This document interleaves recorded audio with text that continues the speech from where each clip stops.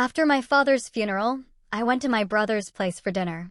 He smirked and said, "Dad left the company to me. You're just an employee now."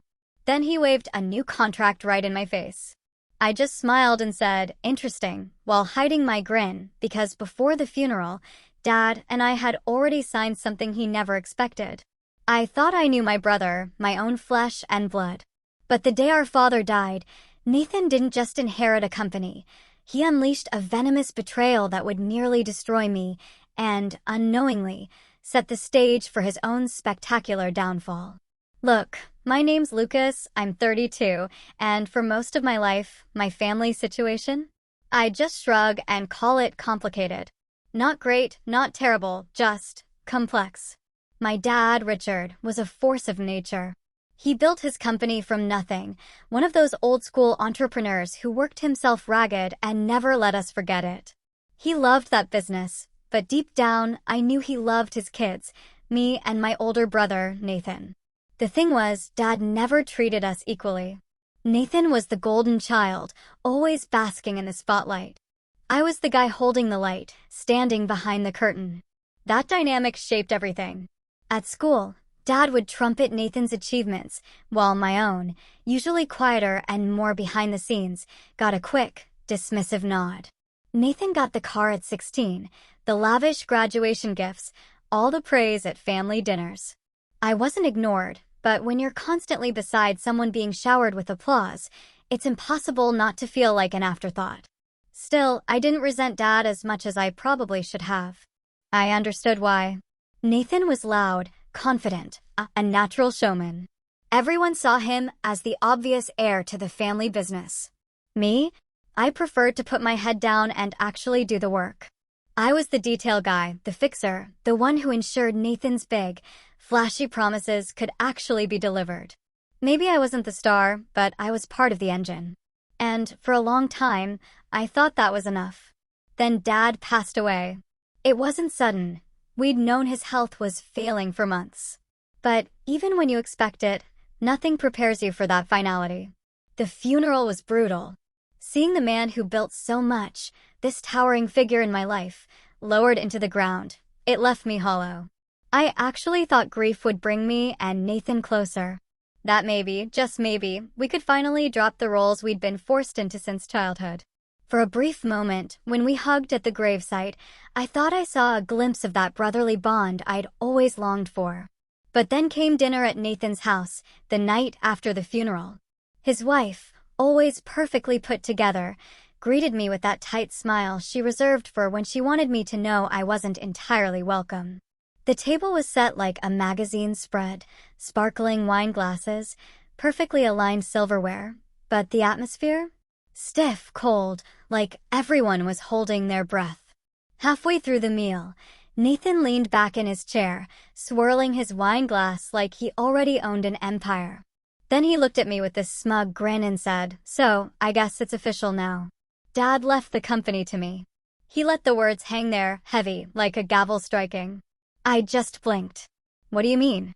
He smirked wider, pulling a folded stack of papers from his jacket pocket and sliding them across the table toward me. "You're just an employee now. Here's your new contract." He actually chuckles, like this was some kind of twisted game. I picked up the papers, scanning them. Sure enough, it was a contract demoting me from the executive role I'd held for years to a glorified middle manager position, complete with a pay cut. My stomach twisted into knots. It wasn't even about the money. It was about the utter insult, the complete dismissal of everything I had worked for, everything I had been for this company and our family.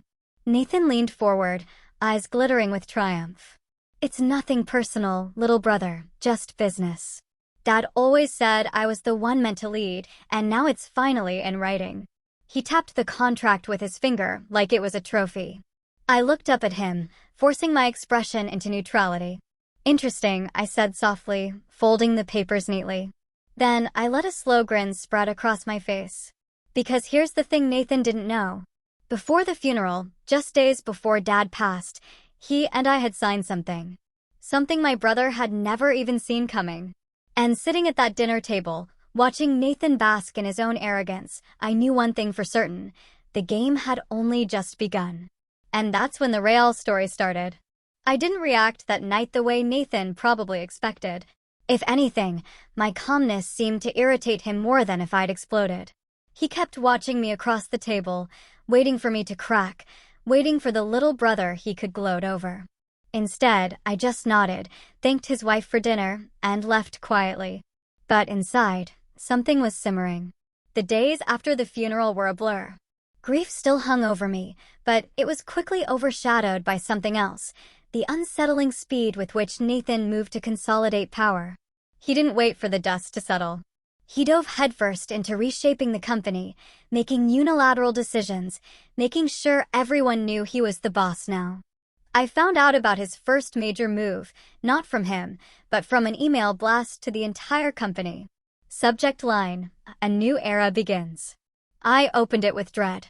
The message was full of flowery words about legacy and leadership, but buried inside were real changes. A restructuring plan that effectively stripped me of half my responsibilities, assigning them to Nathan's hand-picked executive team. Most of them were his college friends, guys who'd never even set foot in our company before. One of them, if you can believe it, was his old fraternity buddy, a guy who once bragged about quitting 3 jobs because he wasn't a morning person. I tried not to let it get to me, but the worst part wasn't even the changes. It was how he announced them. He didn't tell me first. He didn't consult me. I had to read it along with every other employee. The humiliation burned, especially when I walked into the office the next day and was met with awkward glances from people who didn't know how to address me anymore. It wasn't just at work, either. Nathan started throwing his weight around in the family, too. At Sunday lunch with relatives, he made a grand show of toasting Dad's legacy and the responsibility now resting on his shoulders. He didn't mention me once. My aunt leaned over and whispered, "Don't worry, Lucas. You'll find your place." I forced a smile, but inside, my hands clenched under the table. Then came the staff meeting that truly showed me how far he was willing to push it. Nathan called everyone into the conference room, standing at the head of the table like some king addressing his subjects. From this point forward, he announced, all major decisions come through me. I'll be handling client relationships, strategic planning, and growth initiatives. He paused, giving me a sideways glance, before adding, Lucas will focus on operations and compliance. The less glamorous stuff, but still important, right? He said it with that mock-encouraging tone, like he was patting a dog on the head for sitting still. I felt the eyes of the team on me. Some were sympathetic, others confused, but most were silent. Nobody dared to challenge Nathan, not when he was riding this wave-o. Authority. I kept my face neutral, but inside it felt like someone had reached into my chest and twisted. I had built those client relationships. I had handled those negotiations. To see them ripped away and rebranded as Nathan's vision was crushing. Outside of work, Nathan didn't stop. He started renovating Dad's house, our childhood home, without asking me. I drove by one day to find a construction crew tearing down the old porch swing Dad and I used to sit on when I was a kid. When I asked Nathan about it, he just shrugged. It's outdated. We're modernizing. Besides, I'm the one in charge now. He said it so casually, like it was his birthright. The favoritism from extended family grew louder, too. My uncle pulled me aside at a gathering and said, "You should be proud of your brother. He's really stepping up." Proud? I wanted to laugh. Stepping up? Nathan was trampling over everyone to claim a throne he thought was his by divine right. And yet, I stayed quiet. I let him bask in the attention. I let him believe he had me cornered, that I was just another employee, just another family member living in his shadow. All the while, I thought back to the papers Dad and I had signed before the funeral. It wasn't just any paperwork. It was something that changed everything. And as Nathan grew bolder, more arrogant, and more careless in how he treated me, he had no idea that each smug word, each humiliating gesture, was only tightening the noose he tied around his own neck. But I'll get to that. For now, the tension kept rising like a storm building on the horizon. Quiet at first, then impossible to ignore. And the more Nathan pushed, the more I knew the storm was going to break in a way he never expected. And then came the board meeting. That was the moment everything shifted. The board meeting was supposed to be routine. That's how Nathan had framed it, at least. Just a quick update, he'd said with that breezy confidence of his. But I'd been around long enough to know Nathan never called a meeting unless he wanted to put on a show. He thrived on theatrics, on having an audience. The conference room was packed that morning. Board members, some longtime allies of Dad, others newer faces Nathan had charmed, sat in their polished leather chairs. The air smelled faintly of coffee, and the lemon polished the janitorial crew used on the long oak table. I walked in and took my usual spot, trying not to notice how Nathan had positioned himself at the head, like a king on his throne. He opened the meeting with a speech, always the speech. He talked about new horizons, bold leadership, a vision for the future. His words were rehearsed, delivered with the kind of charm that could almost mask the fact that they were empty. People nodded, some clapped lightly. I just sat there, feeling the unease grow in my stomach. Then came the moment. Nathan smiled, glancing at me before turning to the board. As you know, my father built this company with his own 2 hands. It's a legacy I intend to carry forward, but legacies evolve, and sometimes difficult decisions must be made for the sake of growth. He paused, letting the words hang in the air. And then he dropped the bomb. Effective immediately, he said, his tone suddenly sharper, Lucas will be stepping down from his executive role. He'll remain with the company, of course, but in a reduced capacity. Operations manager. He let the words sink in, like he was proud of the knife he'd just plunged into my back. I froze. Around the table, there was a ripple of shock. Some board members exchanged glances. Others shifted uncomfortably. But Nathan wasn't done. He pulled out a folder, flipping it open as if he were unveiling a prize. The board has already reviewed this, he said smoothly. And with their approval, the transition will be seamless. He gestured to the documents. I hadn't seen those papers before. My heart pounded as I realized what he had done.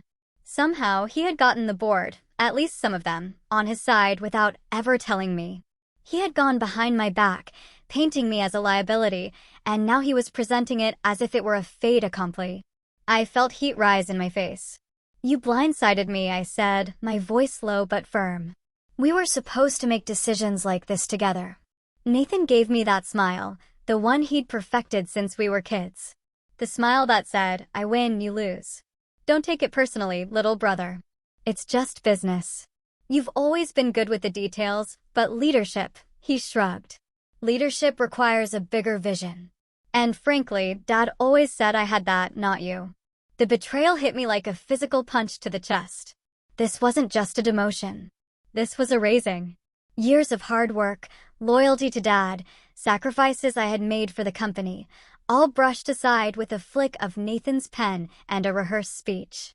One board member, Mr. Callahan, an older man who had known me since I was a teenager, cleared his throat. I'm not sure this is wise. Lucas has been integral to our operations. Nathan cut him off smoothly. Of course, and that's why he'll continue to contribute, but leadership needs clarity, one vision, one voice. Dad understood that. I could see it in the eyes of some of the board members. They were uneasy, but Nathan's charisma and the way he framed it made it hard for them to challenge him openly. He had cornered me, and he knew it. I sat there in silence, my mind racing. Betrayal wasn't even a strong enough word. This was theft. He had stolen not just my position, but the respect, the trust, the recognition I had spent years building. Nathan leaned back, smug, and said, Lucas, you'll thank me one day. Less stress, less responsibility. You'll have more time too. I don't know. Find yourself. He chuckled, and a couple of the newer board members gave awkward laughs, as if they weren't sure whether it was a joke or an order. I didn't laugh. I didn't even blink. Inside, though, I felt something shift. The betrayal cut deep. But beneath the sting, another feeling was growing, a cold, steady determination. Because while Nathan thought he had outmaneuvered me, he had no idea about the one thing that could unravel everything he had just claimed. And as I left that boardroom with my so-called new role hanging over me, I knew the time for patience was ending. Nathan thought he had won, but he had just set the stage for the move that would change everything. The betrayal was complete. The only thing left was to decide how and when I would strike back. And then, just a week later, he made it personal in a way that left no doubt. This wasn't about business anymore. It was war. The week after that board meeting felt like the longest of my life. Walking into the office was like walking into someone else's kingdom. My nameplate was still on the door, but the title beneath it had been changed: Operations Manager. A demotion in black and white, visible for everyone who walked past. I caught a few employees lingering outside my office that first morning, whispering. They quickly looked away when I met their eyes, but the damage was done. The humiliation was suffocating. People who used to greet me with respect now seemed hesitant, unsure if they should treat me like a leader or just another middle manager. Meetings I had once led were suddenly invite-only, and I wasn't on the list. My calendar, which used to be packed with strategic sessions and client calls, now sat half-empty. The silence of my office was deafening. Nathan, of course, made sure to rub it in. He would stroll by with his new executive team, laughing loudly, tossing out comments designed to sting. One afternoon, he stopped at my door, leaned against the frame, and said with a smirk, "Don't look so glum, Lucas. Some people thrive in the shadows. It suits you." His entourage laughed, and they moved on as if I were invisible. I wish I could say I brushed it off, but the truth is, it broke me down in ways I hadn't expected. I started dreading going to work. I stayed up at night staring at the ceiling, wondering how my own brother could be so ruthless. How he could strip me of everything Dad and I had built together without a second thought. And worst of all, I wondered if maybe everyone had been right all along. Maybe I was never meant to lead. The weight of it all carried into my personal life, too. Friends reached out to offer condolences about Dad, but I pulled away. I couldn't bring myself to admit how bad things had gotten. Even simple conversations felt impossible. Every word stuck in my throat because how could I explain that my brother, my own flesh and blood, had not only taken everything from me but done it with a smile? At family gatherings, the dynamic was just as toxic. Nathan had become the center of attention, the golden heir who had stepped up. Relatives clapped him on the back, praising his leadership. When I tried to chime in, even casually, the conversation would pivot back to Nathan. My mom, still grieving, looked at him with pride.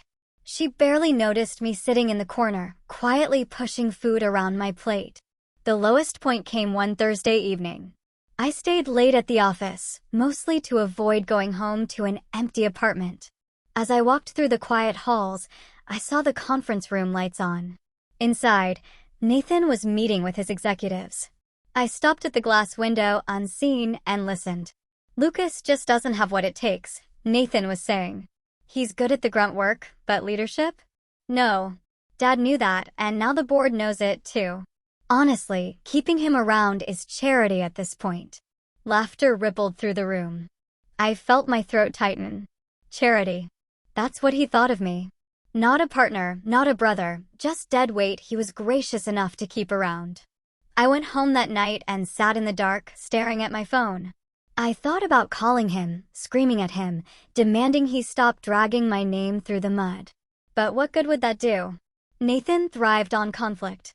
He'd twist it into another story, another excuse to make me look weak. Instead, I did something different. I got quiet. I pulled out the folder Dad and I had signed before the funeral. I hadn't opened it since that day. The pages were crisp, untouched, but the words on them were like a lifeline. Dad hadn't left everything to Nathan, not even close. He had trusted me with something my brother didn't know about. Something that could change everything if I played it right. But I knew I couldn't rush. Nathan had the board, the staff, and the family eating out of his hand. If I went at him head-on, I'd lose. I had to be smarter, patient. I had to let him think he had won completely. Let him get comfortable, arrogant, sloppy. So, I started planning. Quietly. In the background. While letting the world believe I had accepted my new role. At work, I smiled when people handed me busy work. At family dinners, I nodded when Nathan bragged about his latest big deal. Outwardly, I was the picture of defeat. Inwardly, I was laying bricks. It wasn't easy. Every day felt like swallowing broken glass. But little by little, I started collecting pieces of information. Small cracks in Nathan's empire that nobody else noticed. A client unhappy with how he handled a contract. An executive making sloppy mistakes Nathan was too arrogant to catch. I kept records, tucked them away. I let him believe I was down and out. I let him believe I was harmless. But deep down, I knew something Nathan didn't. Rock bottom wasn't the end for me. It was the foundation. And the first sign that things were about to shift came when I stumbled across a file Nathan never meant for me to see. One that revealed just how reckless he really was. And that was the moment I realized his empire wasn't as unshakable as it looked. That file was the crack in the wall I had been waiting for. It wasn't even dramatic at first glance, just a mislabeled folder in our shared drive, one Nathan's assistant must have uploaded carelessly. But when I opened it, what I found made my pulse race. It contained correspondence between Nathan and a major client, one of our longest-standing accounts, and the tone was disastrous. Nathan had overpromised on delivery timelines, cut corners on quality assurances, and brushed off the client's concerns with the kind of arrogance only he could muster. The emails read less like professional communication and more like a king scolding a servant. I read every word, my stomach tightening. This wasn't just sloppy, it was dangerous. The client was on the verge of walking, and if they pulled out, it would hit our quarterly revenue hard. Worse, Nathan had tried to cover it up by shuffling numbers and reports he sent to the board. He was playing with fire. And suddenly, I realized something. I had leverage. That night, instead of stewing in bitterness like I had for weeks, I pulled out a notebook and began sketching a plan. My quiet suffering had turned into quiet strategy. I couldn't take Nathan head-on. Not yet. But what I could do was start building my own foundation, one that had nothing to do with his approval or the scraps he tossed me. The first step was rebuilding my network. I reached out discreetly to old clients, ones I had nurtured relationships with for years, not to talk about Nathan or the company, but just to check in, to remind them I was still here, still reliable. Many of them sighed in relief just to hear my voice. "We miss working with you, Lucas," one said. Another admitted, "Your brother's been difficult." Those little comments were like kindling on a spark. At the same time, I began documenting everything. Every misstep Nathan made, every careless email, every decision that put the company at risk. I archived it all quietly, patiently, while Nathan strutted around in his tailored suits, bragging about innovation and growth. I was building a case, brick by brick. But it wasn't all about the company. I realized I had been letting him define my entire identity, and that had to change. I started focusing on myself again. I began running in the mornings, something I hadn't done since college. I cleaned up my apartment, started cooking instead of ordering takeout. Even these small acts felt like reclaiming pieces of myself Nathan couldn't touch. My energy came back. My confidence, something he had chipped away at for years, started to flicker to life again. People noticed. A few employees who had always respected me began stopping by my office again. "Hey Lucas, can I run something by you?" They'd ask quietly, like they knew I was still the person who could get things done. I gave them guidance, asked questions, helped them solve problems, and I didn't breathe a word of it to Nathan. Slowly, a quiet current of loyalty began flowing my way. One moment in particular lit a fire under me. A younger staff member named Carla knocked on my door one afternoon, her voice low. "I don't know who else to tell," she whispered, sliding a folder onto my desk. Inside were more errors, mistakes from one of Nathan's new executives that had nearly cost us a contract renewal. "If this keeps happening," she said, "we're in trouble." I nodded, thanked her, and reassured her I'd take care of it. When she left, I sat there staring at the folder, my heart steady. This wasn't just about me anymore. Nathan's ego was putting the whole company in danger, and people were starting to notice. And they were coming to me, not him. Outside of work, things shifted too. A friend introduced me to a small group of entrepreneurs who met weekly to share ideas and strategies. At first, I felt like an imposter. After all, wasn't I the failure brother, the one shoved into the shadows? But when I shared insights from my years in operations, they listened intently. One of them even said, "You should run your own thing, Lucas. You've got the brains for it." The words stuck with me, bouncing around in my mind long after I left the cafe that night. For the first time in months, I felt like I had options. Real options. Not just surviving under Nathan's thumb, but creating something of my own, or using the power Dad had given me in that signed folder to finally take back what was mine. And just as I began to rise quietly, Nathan handed me another gift, though he didn't realize it at the time. He announced a massive expansion project, something flashy, designed to cement his image as a bold leader. But the numbers didn't add up. He was pouring resources into it recklessly, ignoring risks and betting the company's future on a gamble. The board was dazzled by his presentation, but I saw the cracks instantly. And as I looked at the spreadsheets late one night, it hit me. This was it. The moment I had been preparing for. The storm I had been waiting to break was right on the horizon. Nathan thought he was untouchable. But with every arrogant step he took, he was walking straight into the trap he didn't even know existed. And I was finally ready to set it. The expansion project was Nathan's crown jewel. Or at least that's how he sold it. A brand new headquarters in the city's financial district, complete with floor-to-ceiling glass windows, a rooftop lounge, and offices designed for the future of innovation. He unveiled the glossy renderings at a company-wide meeting, his voice booming through the microphone as he painted a picture of legacy and power. Employees clapped, the board looked dazzled, and Nathan basked in the spotlight like an actor taking his bow. But beneath the glittering facade, the numbers screamed trouble. He was borrowing heavily against company assets, mortgaging the stability our father had built over decades. Worse, he had projected revenues based on shaky deals that hadn't even been signed yet. It wasn't vision. It was recklessness dressed up in confidence. And almost no one saw it. Almost. I spent hours poring over the documents, quietly pulling financial statements, cross-checking numbers, and that's when I stumbled on something bigger than I could have hoped for.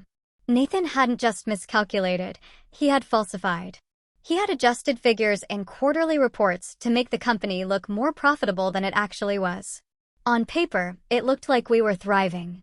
In reality, cash flow was dangerously thin. It hit me like a thunderclap. Not only had Nathan set himself up for failure, but he had given me the ammunition to destroy him legally, financially, and reputationally. But I knew better than to rush. If I went public too soon, he'd spin it, call it a misunderstanding, or worse, claim I was bitter and trying to sabotage him. No, I had to be methodical, invisible, until the very moment the curtain came down. Around this time, something unexpected happened. The board chair, Mr. Callahan, the one who had voiced concern at my demotion, asked to meet privately. We met at a quiet diner outside the city, the kind of place where no one would overhear us. He stirred his coffee slowly before speaking. "Lucas," he said, "I've been around long enough to see patterns. Your father trusted you, even if he didn't always say it out loud.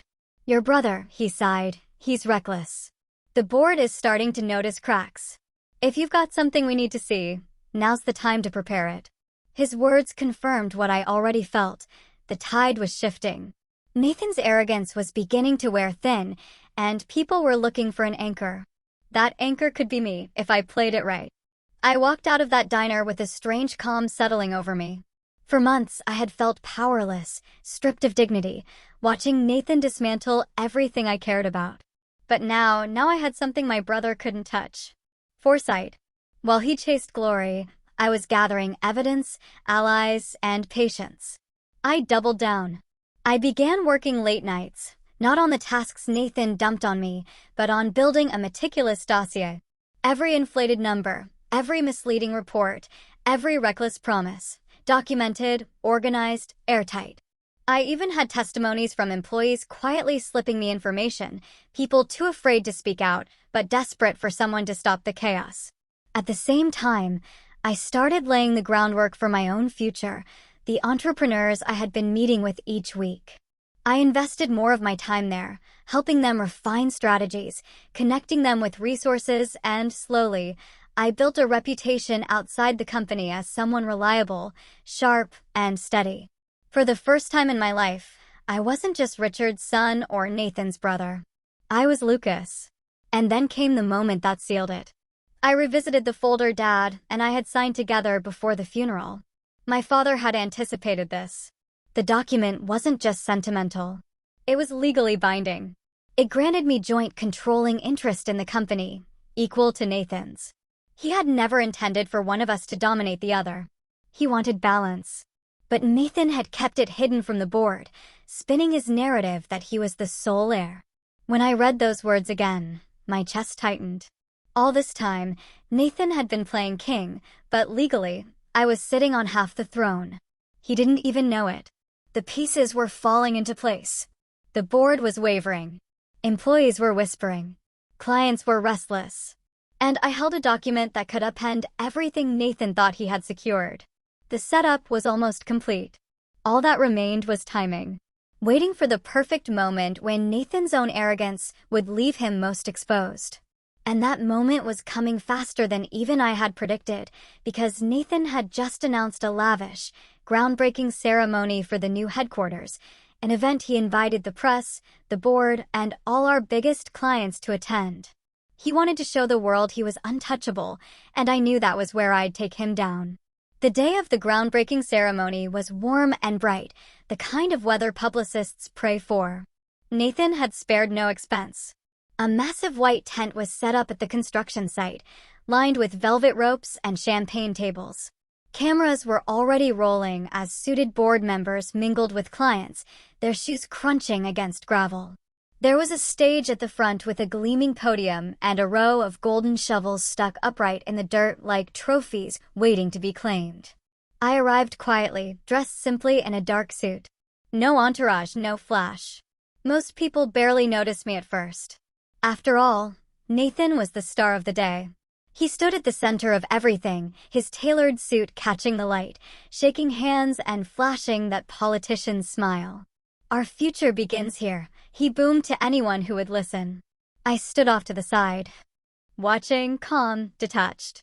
But beneath that calm, every detail I had prepared for weeks was clicking into place. The ceremony began with Nathan's grand speech. He spoke about legacy, about vision, about how this building would stand as a monument to our father's dream. The crowd clapped dutifully, though I caught more than one board member glancing at each other with subtle unease. They had begun to notice what I had noticed long ago. Nathan was heavy on showmanship, light on substance. Then came the moment he'd been waiting for, the ceremonial turning of the soil. Cameras clicked as he gripped one of the golden shovels, his executive team crowding around him. He flashed that wide grin, ready for the photo that would splash across press releases and financial magazines.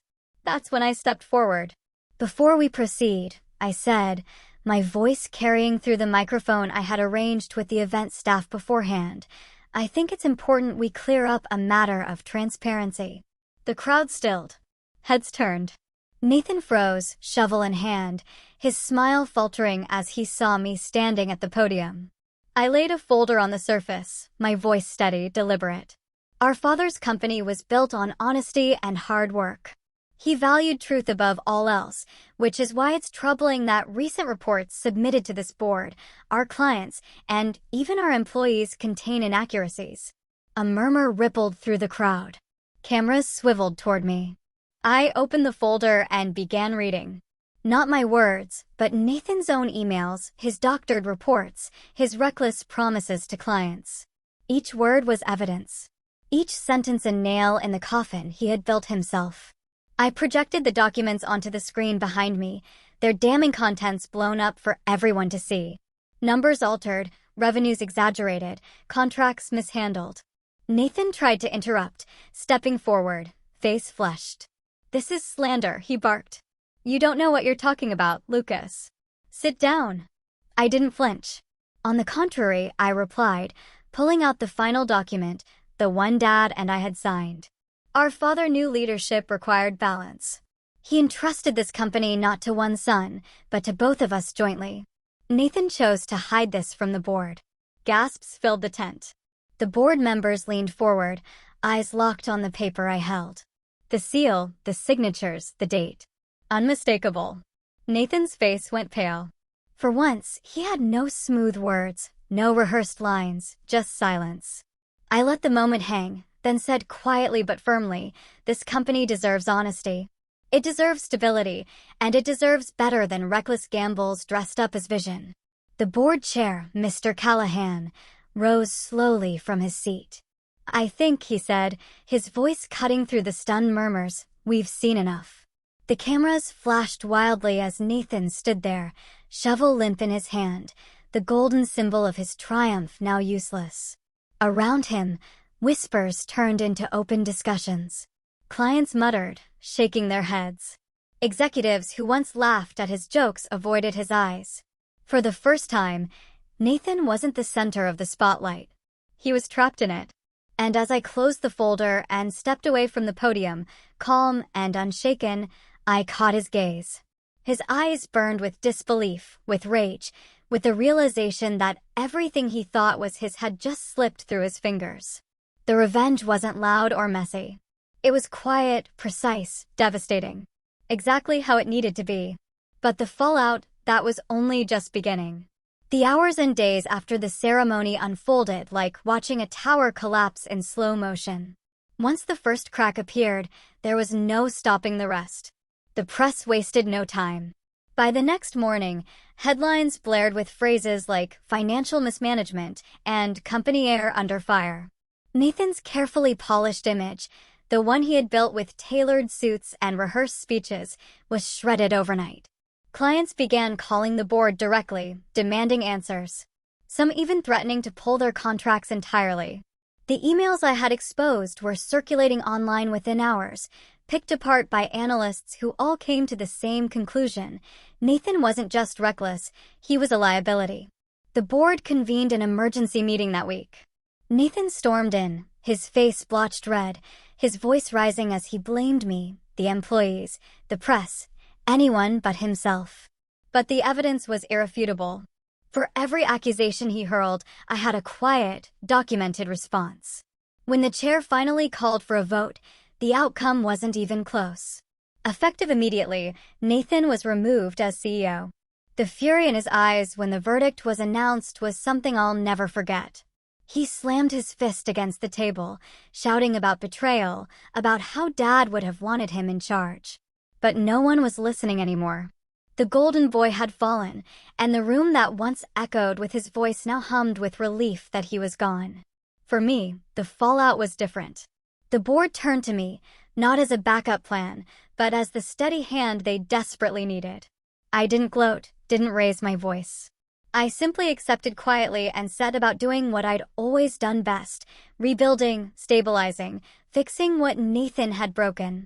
The clients who had nearly walked out began returning, not because of promises or showmanship, but because they trusted me. Employees who had been drifting under Nathan's leadership began stopping by my office again. This time, not with fear or secrecy, but with hope. As for family, the shift was just as dramatic. Relatives who once toasted Nathan and barely glanced my way suddenly remembered my name. My mother, teary-eyed, pulled me aside one evening and said, "Your father would be proud of you." For the first time in a long while, I believed it.